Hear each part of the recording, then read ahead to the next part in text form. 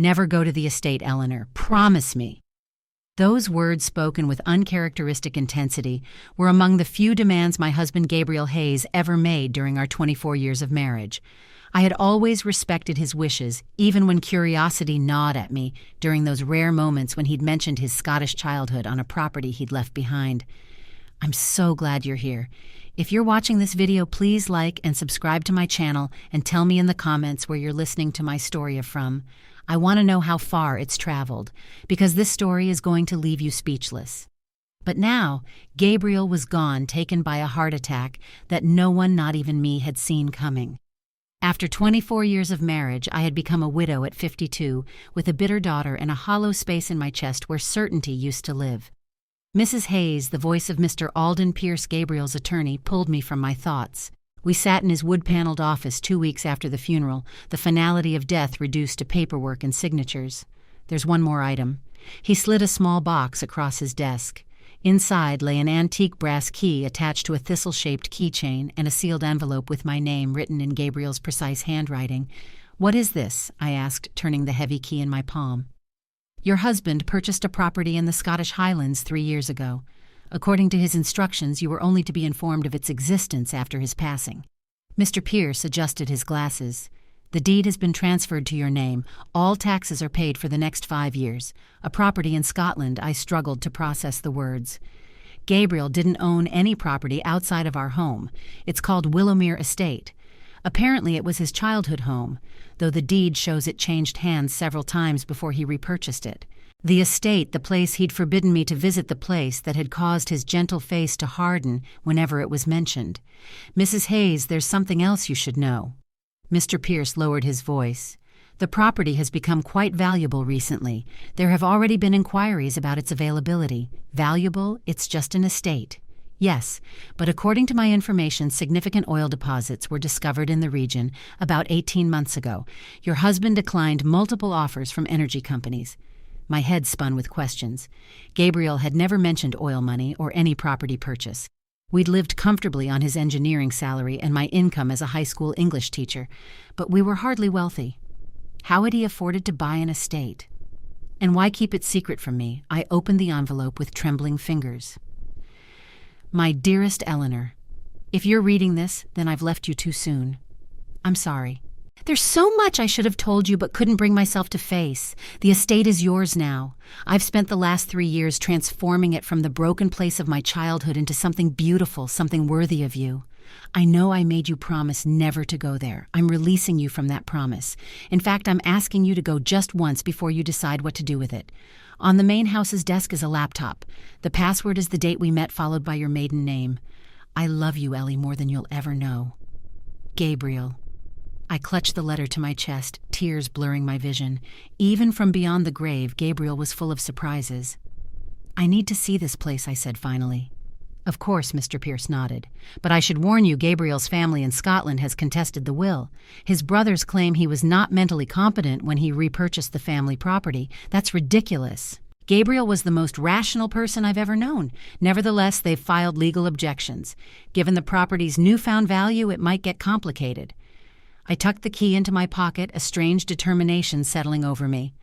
"I'm going to Scotland, Mr. Pierce. Today." 48 hours later, after hastily booked flights and a long drive through the misty highlands, I found myself standing before imposing wrought iron gates marked Willowmere Estate. Beyond stretched rolling green hills, silver birch trees catching the morning light, and in the distance a grand stone manor with tall chimneys and ivy climbing its walls. This was no forgotten ruin. This was an estate reborn. The key turned smoothly in the gate's lock. As I drove up the winding gravel driveway, my heart pounded with anticipation and apprehension. What secrets had Gabriel kept here? What part of himself had he hidden from me for all these years? The manor was stunning, 2 stories of gray stone arched windows and a wide porch facing a glimmering loch. Nothing about it suggested the pain Gabriel had always associated with his childhood home. My hands shook as I inserted the key into the front door. The lock clicked, the door swung open, and I stepped across the threshold into my husband's secret world. What I saw inside made me gasp, my knees weakening as I gripped the doorframe for support. The entryway opened into a soaring great room with exposed beams and a stone fireplace. But it wasn't the architecture that stole my breath. It was the horses. Not real ones, but everywhere I looked, exquisite paintings of horses galloping across misty moors, detailed sculptures capturing their power and grace, photographs of magnificent breeds framed in dark wood. My lifelong passion, the one indulgence Gabriel had always supported but never quite understood, surrounded me in a gallery dedicated to my greatest love. And there, on a desk by the window overlooking endless pastures, sat a silver laptop with a single white rose laid across its closed lid. Before I could take another step, the crunch of tires on gravel announced another arrival. Through the front window, I watched a black SUV pull up behind my rental car. 3 men emerged, all bearing the unmistakable Hayes features that Gabriel had carried: tall frames, dark hair, strong jawlines. The Hayes brothers had arrived, and from their grim expressions, they hadn't come to welcome the widow to Scotland. The men approached the house with the confident stride of people who believed they belonged there. I quickly closed and locked the front door, my heart racing. Through the side window, I watched them pause on the porch, conferring among themselves before the eldest, a silver-haired version of Gabriel, with harder eyes wrapped sharply on the door. "Mrs. Hayes, we know you're in there. We should talk." His voice carried the soft Highland lilt that had always surfaced in Gabriel's speech when he was tired or emotional. I remained silent, backing away from the door. Gabriel's warnings about his family had always been vague but emphatic. Now, faced with their unexpected arrival, instinct told me to be cautious. The knocking came again, more insistent. "Eleanor, I'm Richard Hayes, Gabriel's older brother. These are our brothers Charles and Henry. We're here about the estate." Of course they were. They weren't here about Gabriel, or to meet the wife their brother had loved for 24 years. They were here about the newly valuable property. I glanced at the laptop on the desk. Whatever answers I needed might be there, not with the strangers on the porch. Ignoring the increasingly aggressive knocking, I moved to the desk, opened the computer, and entered the password 0702999. Thorne, the date we met, followed by my maiden name. The screen came to life, immediately opening to a folder labeled "For Eleanor." Inside were hundreds of video files, each named with a date starting from 2 weeks ago, the day after his funeral, and extending a full year into the future. With trembling fingers, I clicked the first one. Gabriel's face filled the screen, not the thin, pale version from his final months, but healthy, vibrant, clearly recorded some time ago. He smiled directly into the camera, that crooked grin that had always made my heart skip. The first video froze me in place. Gabriel's face, my Gabriel, appeared on the laptop screen as if time itself had bent to return him to me. His smile was the same soft yet certain, the one he wore when trying to calm my worries. The room filled with his voice, and for a heartbeat I could almost pretend he was still here. "Hello, Ellie," he said gently. "If you're watching this, it means I didn't make it home. But don't be sad, my love. I've left you something I hope will help you understand everything." Tears blurred my sight. My fingers hovered above the keyboard, trembling, afraid to pause or rewind, as if that might disturb his ghost. Behind him, I recognized the window he had recorded this, right here at Willowmere Estate. I leaned closer, trying to absorb every word. "You always believed I was strong," he continued. "But truth is, I was scared. Scared to tell you what was happening to me. Scared of time running out before I could make it right. There are things buried here, truths and debts and promises I never kept. I needed to leave you something pure, Ellie. A place that couldn't be corrupted by greed or guilt. That's why I rebuilt this estate, and that's why you're the only one who can protect it now." Then the screen faded to black. For a moment, there was only silence. The house creaked softly around me, the Scottish wind sighing through the windows. I pressed my palm to my chest and whispered, "Oh, Gabriel, what have you done?" The grief that came wasn't wild or raging, it was sacred. It filled the room like light spilling through stained glass, warm, aching, holy. I stayed there for hours, listening to his breath between words, watching his eyes flicker with the weight of unspoken truths. Each second hurt, but each one also healed something I didn't know was broken. When the clock struck midnight, the laptop beeped. A new file appeared, automatically unlocked: voice memo, 2317. My pulse quickened. It wasn't a video. It was an audio recording, the metadata marked the night before his death. I plugged in my headphones and pressed play. At first just static. Then Gabriel's voice, softer, more fragile. "I'm on the train now, heading north. Can't sleep. The doctor said not to travel, but I had to see it one last time, the lights of Willowmere in the fog. I wish you could see them too, Ellie. They look like heaven has touched the earth. My throat tightened. He'd gone to Scotland alone, knowing his heart was failing. If anything happens to me, he continued, don't let Richard and the others take it. This land has sins buried in it, but also redemption. It belongs to you, to the woman who taught me forgiveness. There's something I left behind in the chapel, something you'll understand when the time comes. The chapel. I hadn't noticed any chapel on the property map. One last thing. His voice cracked weaker now. If you ever feel alone, there listen for the bells. I used to hear them as a boy. They always meant I was safe. The recording ended with a faint metallic sound, perhaps the train braking or maybe his breath leaving for the last time. I removed the headphones, shaking. A quiet sob escaped before I could stop it. It wasn't just sadness. It was awe. How could love reach across death like this? How could grief feel so full of grace? I turned off the lights and opened the curtains. Outside, the highlands stretched beneath the moon, silver and endless. The estate seemed to breathe. Somewhere in the distance, I thought I heard a faint echo, 3 slow, haunting chimes like bells in the wind. I closed my eyes and whispered, I hear you. Morning came gray and cold. I brewed tea in the stone kitchen, the kettle's whistle breaking the silence. The smell of peat fire and damp earth filled the air. Every object around me seemed touched by him, the sketches pinned near the fireplace, the half-finished journal on the counter, even the wool scarf draped on the chair. He had lived here, dreamed here, prepared this moment for me. But grief isn't passive, it's alive. It grows, changes shape, demands something. So I began exploring. The great room led to a long hallway lined with old portraits, names engraved on small brass plates, Hayes of Willowmere, 1872, 1910, 1911, 1958, until it stopped abruptly at 1959, the year Gabriel had left for America. The next door opened to a study, mahogany shelves, a desk, and a single candle melted halfway down. On the desk lay a leather-bound book embossed with his initials, G.H. Inside were sketches of the manor's renovation notations and letters most addressed to me, never sent. One note stopped my breath. If the brothers come for it, remember this, the land was once cursed by greed. Only truth can cleanse it.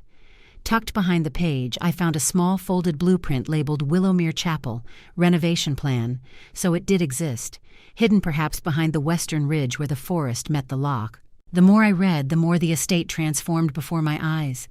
It wasn't a house anymore, it was a map of his soul, a confession in stone and timber. Every wall whispered something left unsaid. When evening fell again, I returned to the great room and lit the fireplace. The flames flickered across his photographs, Gabriel on horseback, smiling under rain, holding a newborn foal. He'd always loved animals, said they carried truth better than people. I sat on the rug, knees drawn to my chest, watching the fire twist and glow. The ache in my chest felt almost bearable now. Then the laptop pinged again. Another file appeared. For Eleanor, day 2. I hesitated, afraid of what truth might come next. But I clicked. Gabriel appeared once more, sitting in the same room. I now occupied sunlight behind him. If you're still watching Ellie, it means you didn't give up. Good. He smiled sadly. There's something I never told you about Willowmere. The chapel, our family sealed it decades ago after what happened there, but I opened it again. You'll find what's inside soon enough. He paused, gaze steady. Grief will tempt you to hide, Ellie. Don't. Walk into it. That's where Grace lives. That's where you'll find me. The screen faded, leaving only his reflection burned in my mind. I whispered, I will, Gabriel. I'll walk into it. Outside, the bells rang again, distant, gentle, like the heartbeat of the hills. And for the first time since the funeral, I felt something that wasn't pain. It was presence. Something sacred had begun. If you lost the person you loved most, but they left behind secrets meant only for you, would you open them? Press 0 for yes, I'd need to know. Press 1 for no, some mysteries should rest. The second dawn at Willowmere brought no peace. Fog drifted through the hills, curling around the chimneys like ghosts unwilling to leave. I brewed my tea, but left it untouched, my eyes fixed on the chapel blueprint still spread across the table. Somewhere behind the western ridge, Gabriel's last secret waited. The bells hadn't rung that morning. The silence felt heavier for it. As I stood by the window, my phone buzzed a number I didn't recognize, labeled unknown voicemail. I pressed play. Static. Then a man's voice, low, deliberate. We'll handle her gently at first, said the voice I knew too well. Richard Hayes. The widow's soft. Too sentimental to fight back. Use the daughter if you must. Once she signs, the land's ours. My knees went weak. I replayed it this time, catching another voice in the background, Charles, the lawyer brother. She won't last here long. Gabriel never told her half of what's buried at Willowmere. She'll be begging us to take it off her hands. I froze. It wasn't just greed, it was calculation. Betrayal disguised as family concern. That was the moment something inside me shifted. Grief so heavy before began to burn instead. I wasn't soft, I wasn't fragile, and I wasn't alone anymore. Gabriel had prepared me in his quiet, patient way. His love was still here in every brick, every line of his handwriting, every secret chamber I hadn't yet found. If they thought they could frighten me off, they'd miscalculated. By noon, I had mapped the western ridge and packed a lantern, a raincoat, and Gabriel's old compass. The forest was dense, ancient, its roots twisted like veins, its air heavy with moss and memory. Halfway up the hill, the fog thinned. That's when I saw it, a stone spire hidden beneath ivy and thyme, the Willowmere Chapel. Its doors were chained shut, but Gabriel had always believed in redundancy. Behind the altar window, one small pane of glass was newer than the rest. I pried it loose, reaching in until my hand brushed cold metal, a second key. When I turned it in the lock, the door groaned open with a sigh older than both of us. The chapel smelled of cedar and candle wax. Dust motes floated through thin beams of light. At the front stood a simple altar. On it, a leather box sealed with wax. My hands trembled as I broke the seal. Inside lay a series of handwritten letters bound by a ribbon and a memory card labeled Hayes Archive. The first letter was addressed to me. If you've come this far, Ellie, you've already begun to see what I couldn't say out loud. There's a history buried under Willowmere, one my brothers would rather erase. But I kept the proof. The archive holds their transactions, their bribes, their betrayal. You'll need courage, my love. But I know you have more of it than all of them combined. I pressed the pages to my heart. For the first time since his death, I felt his strength not as comfort but as command. Outside, the fog began to break sunlight, cutting through like revelation. I looked up at the cross above the altar and whispered, I won't let them win. When I returned to the manor, a black car was parked by the gate. Richard, Charles, and Henry stood near the porch steps, dressed in dark coats, faces tight with rehearsed sympathy. Eleanor Richard greeted, voice oiled with false warmth. We thought you might need help managing things. Willowmere's quite a responsibility. I stepped closer. You mean you want to manage it for me? Charles smiled shark-like. Don't be unkind. We only wish to guide you through what Gabriel left behind. Then perhaps you can explain this, I said, holding up my phone. I pressed play. The voicemail filled the air, Richard's voice unmistakable. For once he had no words. His composure cracked. Henry shifted uneasily, eyes flicking toward the car. You recorded that, Charles hissed. No, I said quietly. You did. You sent it to the wrong number. Silence fell like winter frost. You have no idea what you're involved in, Richard snapped. This property isn't safe, not for you, perhaps, I interrupted. For me, it's home. I turned away, my hands steady for the first time in weeks. The old Eleanor, the grieving widow, was gone. Something new had awakened in her place, the woman Gabriel had always seen, the one who refused to bow. That night I opened the memory card on the laptop. Dozens of files, documents, emails, scanned bank statements, each one a piece of the brothers' scheme to sell the estate's oil rights to Northern Extraction, the same company Gabriel had rejected years ago. He'd known. He'd built this archive to expose them. A folder named Final Witness contained video footage, hidden cameras from the estate's renovation days. I watched as Richard and Charles argued with a contractor trying to falsify survey data. Every frame was evidence, every file a weapon. I could almost hear Gabriel whisper, Now you know why I prepared you. I smiled through tears. Yes, my love, I understand. The next morning, a silver SUV pulled into the driveway. It wasn't the brothers this time, it was Amelia. She stepped out in her city coat and heels, face pale and uncertain. Mom, she began, Uncle Richard called. He said you're confused, that Dad hid things from you. My heart clenched, but I stayed calm. Come inside, darling. There's something you should see. I showed her the video, the evidence, the lies, the greed. At first she refused to believe. Then she saw the signature on the contracts, her father's forged name. Her shoulders shook. I didn't know. They said you were unstable. I touched her hand. That's what people say when they fear the truth. She looked up at me, eyes wet. What are you going to do? I glanced toward the window where the sun broke through the mist. Whatever it takes to finish what your father started. Amelia nodded slowly. For the first time I saw him in her, not his face, but his courage. That night I sat by the fire and opened a new document. The title I typed made me smile despite everything Willowmere, The Beginning of Justice. This was no longer just my story. It was the story of truth reclaiming what greed tried to bury. And maybe one day it would be told to others like the stories people whisper online, the ones called Reddit revenge stories. But this one was real, written in blood and grace. Maybe someone would read it and see that revenge isn't about hatred. It's about awakening, about remembering who you are. So if anyone ever asks what this was, I'll tell them it wasn't vengeance, it was love defending itself. And that too belongs among the Reddit revenge stories that end not in destruction but in rebirth. Outside, the bells of Willowmere rang again, clearer, brighter, closer. They sounded like courage being born. And as I closed the laptop, I whispered to the empty room, "I'm not afraid anymore, Gabriel. You built me stronger than they ever knew." The wind shifted, carrying the faint scent of rain and roses through the window. The estate exhaled as if approving. If you're still listening, my friends, tap the heart if you believe courage can bloom from betrayal. And tell me, would you fight for love's truth, even if it meant standing alone? I didn't sleep that night. The wind moaned through the eaves, whispering in a voice that felt almost human. Beside the fire, the documents lay spread across the table, evidence of deceit, greed, and betrayal. Yet even as I stared at them, something in me shifted. The rage had faded. What replaced it wasn't forgiveness, not yet, but understanding. Grief had awakened courage. Now courage demanded faith. Gabriel's last video kept replaying in my mind. "Walk into it," he'd said. "That's where grace lives." So at dawn I walked. The mist had thinned, revealing the path to the chapel. The morning light painted the lock in silver and gold, and for the first time since he'd died, I didn't feel alone.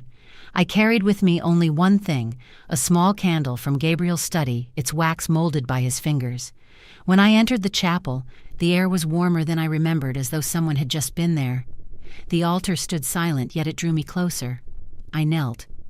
And that's when I saw it, a faint carving on the side panel, nearly hidden under layers of polish. A single word, "Forgive." I traced the letters, feeling the groove beneath my fingertips. The wood shifted slightly. A small compartment opened, revealing a folded envelope sealed with wax and initials I didn't expect, E.H. Eleanor Hayes. No, these weren't mine. They belonged to her, Gabriel's mother, Evelyn Hayes. My heart pounded as I broke the seal. Inside was a letter, yellowed and fragile. "To the one who finds this, if you are reading, then my sons have grown, and the truth has remained buried too long. This land was not cursed by greed, it was cursed by silence. My husband's betrayal nearly destroyed us, but I kept the truth hidden to protect my children. One of them, Gabriel, was not his by blood. He was born of love, not violence. The others never forgave me for that. If you love him, guard him. His heart carries the purity this family lost generations ago. Evelyn." The words blurred through my tears. Gabriel had never known, or maybe he had, and that was why he'd spent his life building something clean, something sacred to wash away what his family had done. The curse of Willowmere wasn't oil or land or money. It was the stain of deceit carried down through bloodlines. And here I was, the one who'd been sent to redeem it. I pressed the letter to my chest and whispered, "I understand now. Faith isn't believing life will spare you. Faith is believing pain still has purpose." I spent the afternoon restoring the chapel lighting candles, sweeping dust, and placing Gabriel's candle at the center of the altar. When the flame caught, the entire room seemed to exhale. The shadows softened. Outside, the clouds parted, and sunlight streamed through the stained glass window, flooding the floor with color crimson, amber, sapphire. In that light, I saw something shimmering near the pews, a small brass box half buried beneath fallen plaster. Inside, a photograph, Evelyn Hayes holding a young Gabriel, smiling despite bruises on her face. And on the back, scrawled in faded ink, "The light always returns." I set it on the altar beside his candle. It was then I heard a soft voice from the doorway. Mom, Amelia. She stood framed by sunlight, her eyes wide, her breath visible in the cool air. "You found it," she whispered. "Dad's chapel." I nodded. And something more. His mother's letter. She was trying to protect him. Amelia stepped closer, her face trembling between sadness and awe. So everything, the estate, the secrets, he wasn't trying to hide from us. He was trying to heal it. "Yes," I said, my voice breaking. "He wanted us to finish what he began, to cleanse what was broken." Amelia knelt beside me, lighting another candle. The two flames joined, flickering like twin hearts. For the first time in months, I felt peace, not the hollow kind that follows surrender, but the radiant kind that comes from revelation. We sat there a long while listening to the wind move through the chapel rafters, sounding almost like a hymn. Later that evening, I returned to the manor and opened a new folder on the laptop titled Faith. I began recording my own voice, a continuation of Gabriel's story. This is for those who believe pain has no purpose, for those who think faith ends when death begins. I used to believe that too, but today I found a letter that changed everything. Redemption doesn't come from forgetting. It comes from remembering with love. When I finished, I saved the file and smiled. Maybe one day someone else would find it. Maybe our story would be told again, one of those whispered Reddit family tales people listen to on quiet evenings when they need to remember that faith can bloom even from betrayal. That night, I dreamed of the chapel. I saw Evelyn standing at the altar holding Gabriel's hand. Her face was serene, her eyes luminous with peace. When I woke, the bells were ringing again, soft, steady, almost joyful. I went outside in my robe, the cold biting my skin, but I didn't care. The sky was clear, 1,000 stars shimmering like scattered prayers. In the distance, I saw the faint glow of lanterns workers from the energy company surveying the northern ridge. The brothers were still fighting, still scheming, but their noise no longer reached me. Faith had changed the battlefield. I whispered into the night, "Do what you must. This land no longer answers to you." Behind me, the manor lights flickered gently, as if Gabriel himself had nodded. As dawn returned, Amelia joined me on the porch with 2 mugs of tea. She smiled softly. "I used to think Dad was too idealistic. Now I think he just saw further than the rest of us." I laughed quietly. Faith isn't seeing further. It's seeing differently. She leaned on my shoulder, the steam from her cup curling into the morning air. "Do you think people will believe this story, Mom?" I looked toward the chapel's silhouette against the rising sun. "They will if they need to. Some stories are born to heal." She smiled. "Like those Reddit family tales you listen to," sometimes I chuckled. "Exactly like that, only this one's real." The bells rang once more clear and bright, and in that sound I felt Gabriel's promise alive, eternal. Faith wasn't about proof anymore. It was revelation. It was light after the longest night. Tell me honestly, does this voice move you? If it doesn't, press 0. If it does, press 1. Your answer tells me if the story still speaks to the heart. Why 4? The morning after the revelation in the chapel, the estate felt lighter, like the air itself had been unburdened. The wind no longer howled through the chimneys. The lock reflected sunlight instead of shadow. Even the old house, once groaning under grief, seemed to breathe again. Yet inside me something still ached. Faith had been restored, but love, real love, still waited to be redeemed. Amelia and I spent that morning walking through the orchard behind the stables, pruning branches Gabriel had planted years ago. Each cut was careful, deliberate, removing what was dead so that life could grow again. It struck me then that's what forgiveness was, a pruning of the soul, painful but necessary. Amelia's voice broke the silence. "Mom," she said quietly, "there's something I need to tell you. But not yet." "Tonight okay?" I looked at her, saw the storm behind her, calm, and simply nodded. "All right, darling. Tonight." That evening, as I sat near the fireplace writing in my journal, I heard a knock on the study door. Amelia stood there, pale and trembling, holding a small flash drive. "I need to show you something," she whispered. We sat together on the couch. The firelight danced across her face, and I saw in her eyes the same battle I'd once fought myself, the war between guilt and grace. She plugged the drive into the laptop. A single file appeared for Mom, Amelia's confession. She pressed play. Her face appeared on the screen, recorded in secret weeks earlier. Her voice shook at first. "Mom, I don't know how to start. When Dad died, I was angry. Angry at him for leaving us, angry at you for being so calm. When the uncles came, they promised to help me understand. They said Dad left debts, that we'd lose everything unless I cooperated." On-screen, Amelia wiped her tears. "They offered me money, a lot of it, enough to start over, to leave this place behind. I almost did it. I even signed the preliminary documents. But then I found something in Dad's drawer, an envelope with my name. The video cut briefly, then resumed." Amelia held a letter, her voice steadier now. Dad wrote, "My sweet girl, the world will tell you love is weakness, but real love is the kind that saves. If you ever stand between greed and truth, choose love even if it costs you." That's when I stopped. I tore the documents and left. But I didn't tell you because I didn't think you'd forgive me. The recording ended. Silence filled the room, thick and fragile. I reached for her hand. She tried to pull away, ashamed, but I held on. "Amelia," I said softly, "we all walk through darkness before we learn where the light is." She burst into tears, collapsing against me like the little girl who used to run to me after scraped knees and nightmares. "I'm so sorry, Mom," she sobbed. "I almost betrayed everything Dad built." I stroked her hair, whispering, "And yet you didn't. That's what matters." Redemption isn't about what we destroy, it's about what we save in time. We stayed that way until the fire burned low and the only sound was the ticking of the old clock on the mantel. For the first time in years, I felt our hearts beating together again, mother and daughter wounded yet whole. The next morning, I went alone to the chapel. Sunlight streamed through the stained glass, painting my hands in hues of crimson and gold. I placed Gabriel's candle next to the new one. Amelia had brought a candle she'd labeled Second Chances. As I knelt, I whispered, "You were right, my love. Love doesn't end with death. It begins again when we forgive." The air stirred. A single petal from the lilies on the altar drifted down, landing on my hand. And I swear for a heartbeat I heard his voice, warm, teasing, familiar. "Took you long enough, Ellie." I laughed through my tears. You always did enjoy being right. Faith had returned. Now love had followed. Later that day, Amelia and I decided to invite the townspeople for a small gathering, a way to reopen Willowmere's doors, not as a fortress of secrets, but as a place of renewal. Farmers, neighbors, and workers who'd known Gabriel came with flowers, bread, and stories. The chapel bell rang not for mourning this time, but for Thanksgiving.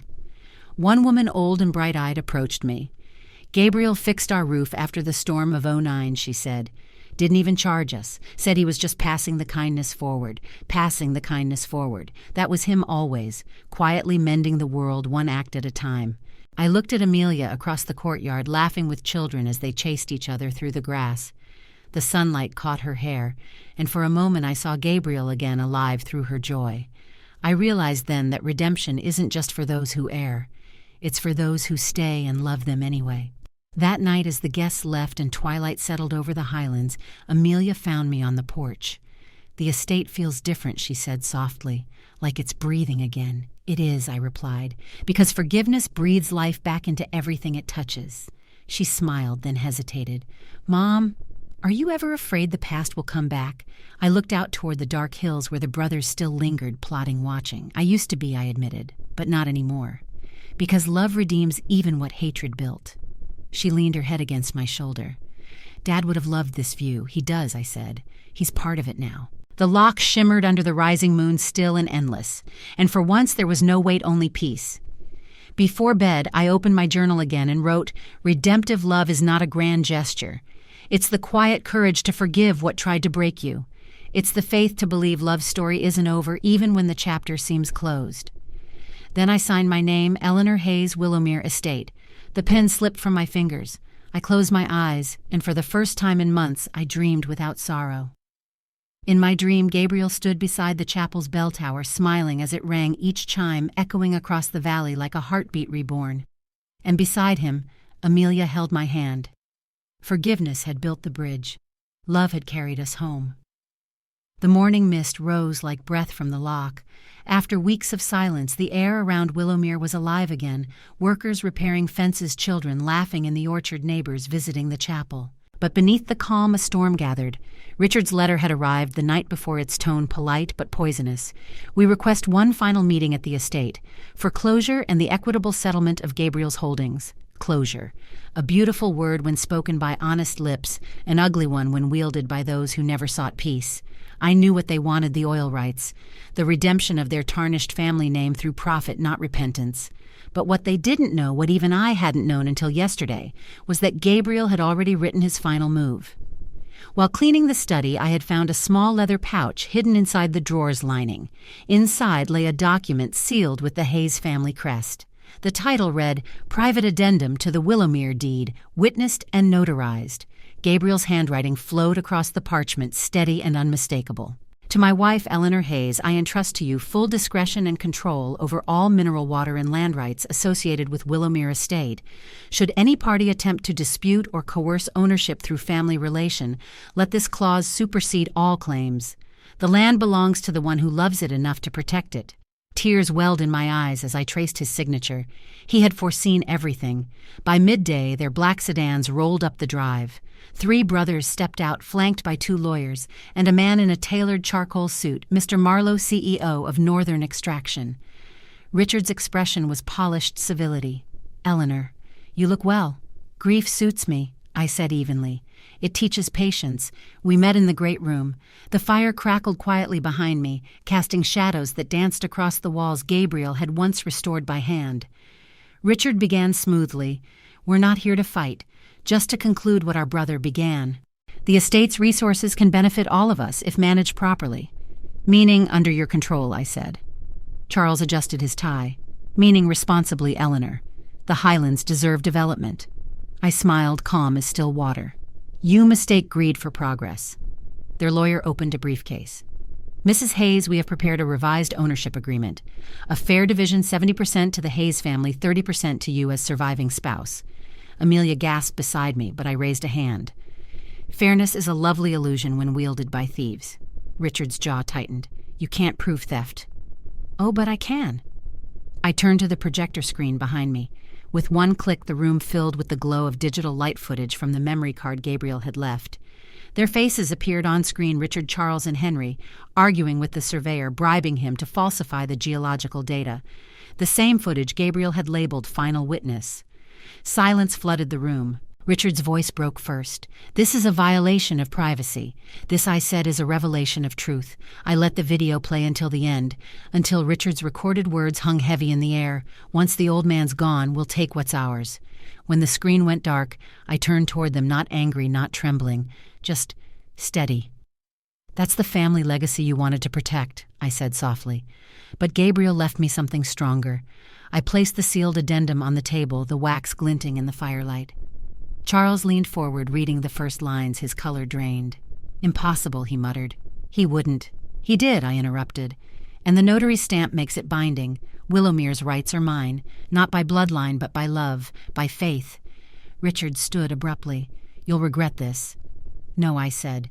"You will, because you still think winning means taking." I folded the document carefully and slid it back into its pouch. "The meeting's over." They hesitated as though waiting for a shout or a demand, but none came. I simply turned to Amelia. "Please see our guest to the gate." And then I sat down calm as a lake after thunder. That evening, word spread quickly through the village. The brothers had left Scotland. Northern Extraction had withdrawn their interest. The estate was safe. Amelia brought tea to the porch, her face bright with awe. "Mom, how did you stay so calm in there? I thought you'd explode." I smiled faintly. "There's a kind of strength that doesn't need noise. It's what your father called graceful power." She nodded slowly, her eyes soft. "He'd be proud." The lock shimmered beneath the setting sun, its surface smooth as glass. "You know, I said your father always believed justice wasn't about revenge, it was about restoration. The moment we lose compassion, we lose the right to win." Amelia squeezed my hand. "Then you've both won." I looked toward the chapel in the distance, its windows glowing in twilight. "No, sweetheart. Love won." That night I lit one candle for Gabriel, one for Evelyn, and one for the brothers, yes, even them. Not because they deserved it, but because I needed it. As the flames flickered, I realized that true victory is quiet. It doesn't humiliate, it heals. That is the power Gabriel had seen in me long before I believed it myself. A memory came back to me our first year of marriage. He'd said, "You don't raise your voice when you're right, Ellie. You just stand there and the world adjusts around you." I smiled. "You were right again, my love." The wind shifted through the open window, carrying the scent of heather and rain. The estate no longer belonged to anyone's ambition, it belonged to peace. Weeks later, a letter arrived from the court confirming the closure of all claims. At the bottom, the judge had written a note in her own hand. "Justice served quietly is justice twice delivered." I placed the letter in the chapel beside Gabriel's candle. Amelia joined me, her voice low. "So what now, Mom?" "Now," I said, "we live. We turn this place into what it was meant to be, a refuge, not a battlefield." We stood together, watching the candles burn. Outside, the bells rang one clear note, neither mourning nor triumph, but something gentler. It sounded like grace. And in that moment, I understood what true strength was. Not force, not revenge, but peace that holds its ground. Later, as I recorded the final entry in the faith folder, I whispered into the microphone, Some battles end without applause. Some victories are silent. But if you've ever faced cruelty with calm or hatred with mercy, then you already know there's nothing stronger than gentle hands that refuse to let go. I closed the laptop, feeling Gabriel's presence like sunlight on my skin. The bells of Willowmere chimed again, steady, serene. Grace had come full circle. Power had found its purpose. And in that stillness, I finally exhaled. The first spring after the storm arrived early that year. Snow melted quietly across the highlands, feeding the streams that wound through the fields of Willowmere. Daffodils rose from soil once marked by conflict, and the loch shimmered again, calm, deep, forgiving. I stood on the balcony of the old manor, wrapped in Gabriel's wool coat, watching the mist lift from the water. For the first time in a long time, there was no noise inside me, no fear, no fury, no unfinished sentences. Just breath, just peace.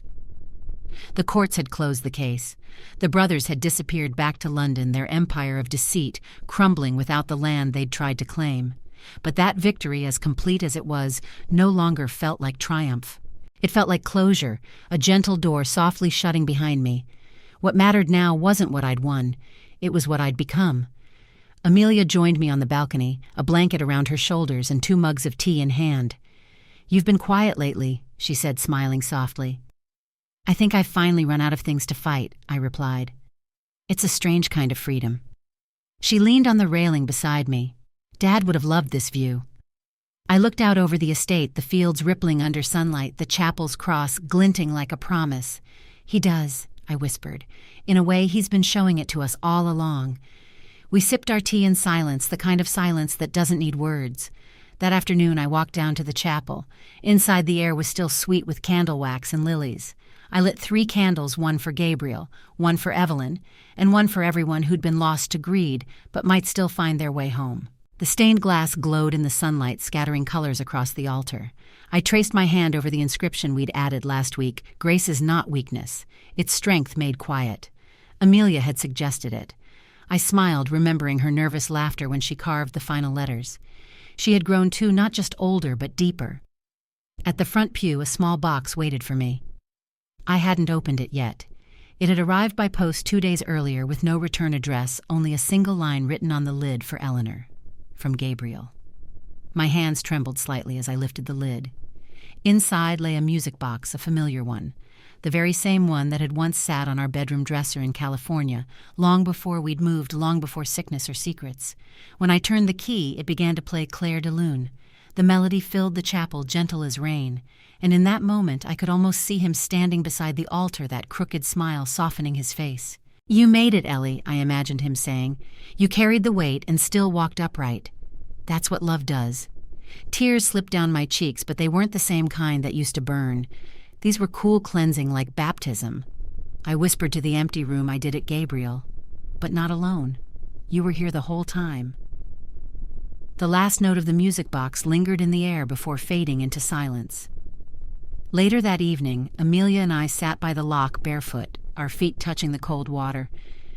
"Do you ever wonder," she asked, "why Dad left us clues, instead of just telling us the truth outright?" I smiled. "Because faith is something you have to walk into. It's not given, it's discovered." She nodded, thoughtful. "So, what happens now we live?" I said. "We turn Willowmere into what it was meant to be." And we did. That summer, the manor's east wing reopened as a retreat for artists and widows' women rebuilding their lives, finding beauty in the aftermath of loss. The chapel became a sanctuary for the community, open to anyone who needed quiet or courage. People came from miles away, not for its wealth, but for its stillness, for the story behind it. The story of a man who loved too silently, and a woman who learned that silence can still sing. Reporters wrote about it. The local paper called it a house healed by grace. But I didn't see it as a headline. I saw it as a heartbeat. Every sunrise felt like a hymn. Every sunset, a prayer answered. One evening, as I closed the chapel for the night, I found Amelia sitting at the organ, softly playing the same tune from the music box. "Clair de Lune," she whispered, smiling. I finally learned it. Her fingers trembled a little, but the sound was beautiful, hesitant, human, full of love. When she finished, I said, "You know, Gabriel once told me that every soul has its own melody. We just forget the words sometimes." Amelia laughed through tears. "Then maybe we found ours again." "Yes," I said. "We did. The bells rang outside, echoing over the water. This time they weren't a warning or a memory. They were a celebration. That night, I sat by the fire with my journal open and wrote the final entry. Peace isn't the end of the story. It's the moment you finally understand why every storm had to happen. Forgiveness isn't surrender, it's the final proof that love was stronger than pain. I paused, then added, when life takes everything, start again. Build with what's left, even if it's only faith. Then I closed the book. Outside, the lock reflected a sky full of stars. Somewhere between them, I believed Gabriel was smiling. The wind moved gently through the window, brushing my cheek like a kiss. And for the first time, I whispered not goodbye, but thank you. Thank you for the love that endured. Thank you for the storms that shaped me. Thank you for the peace that remained. Dear listener, if you've come this far, thank you for walking through this story with me. Maybe you too have faced something that broke you, and maybe like me you found that breaking doesn't mean ending. It means becoming. Because serenity isn't about forgetting, it's about remembering softly. If this story touched your heart, I'd love for you to stay with us. Leave a comment, tell me what moment spoke to you. Subscribe so you don't miss the next story. And share this with someone who needs to believe that peace is still possible. Until next time, reminding you love always finds its way home.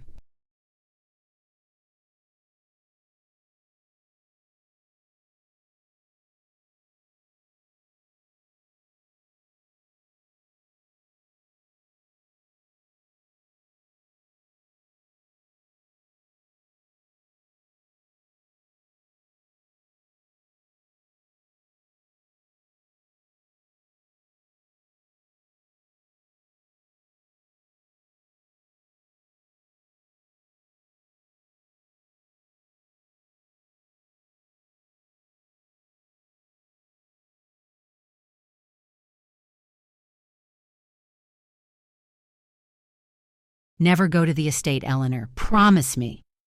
Those words, spoken with uncharacteristic intensity, were among the few demands my husband Gabriel Hayes ever made during our 24 years of marriage. I had always respected his wishes, even when curiosity gnawed at me during those rare moments when he'd mentioned his Scottish childhood on a property he'd left behind. I'm so glad you're here. If you're watching this video, please like and subscribe to my channel and tell me in the comments where you're listening to my story from.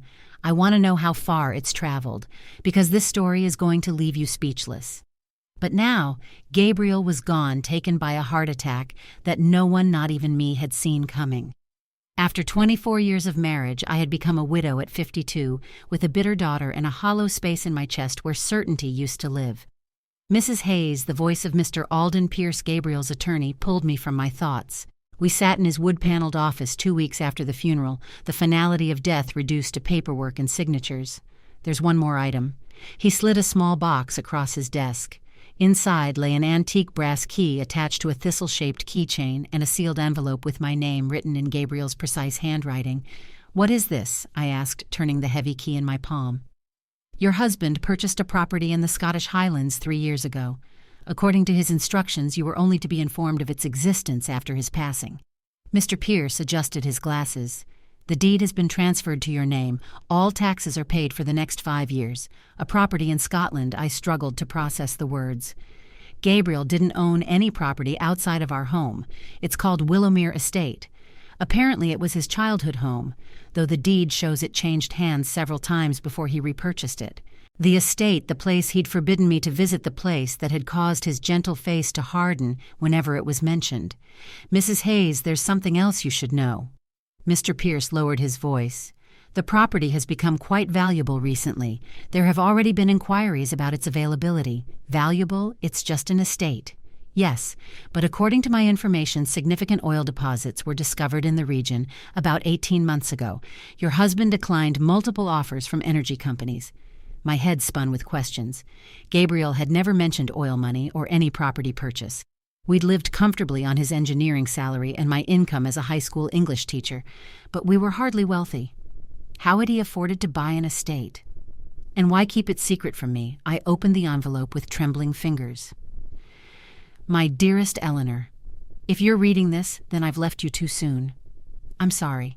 There's so much I should have told you but couldn't bring myself to face. The estate is yours now. I've spent the last 3 years transforming it from the broken place of my childhood into something beautiful, something worthy of you. I know I made you promise never to go there. I'm releasing you from that promise. In fact, I'm asking you to go just once before you decide what to do with it. On the main house's desk is a laptop. The password is the date we met followed by your maiden name. I love you, Ellie, more than you'll ever know. Gabriel. I clutched the letter to my chest, tears blurring my vision. Even from beyond the grave, Gabriel was full of surprises. I need to see this place, I said finally. Of course, Mr. Pierce nodded. But I should warn you, Gabriel's family in Scotland has contested the will. His brothers claim he was not mentally competent when he repurchased the family property. That's ridiculous. Gabriel was the most rational person I've ever known. Nevertheless, they've filed legal objections. Given the property's newfound value, it might get complicated.